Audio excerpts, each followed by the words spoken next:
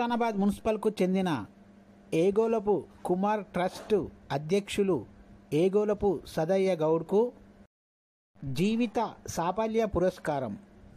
ఏగోలపు సదయ్య గౌడ్ మీడియాతో మాట్లాడుతూ శనివారం మధ్యాహ్నం 3 గంటల ప్రాంతంలో హైదరాబాదులో నిర్వహించిన ఆదర్శ కళా నిలయ 28వ వార్షికోత్సవం సందర్భంగా చేసిన సేవలను గుర్తించి జీవిత సాఫల్య పురస్కార అవార్డును అందించారు.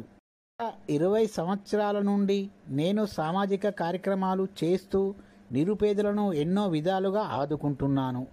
కరోనా టైంలో ఎన్నో సేవలు చేశాను. అందుకే ఈరోజు నాకు ఈ పురస్కారం దక్కిందని ఏగోలపు సదయ్య గౌడ్ అన్నారు.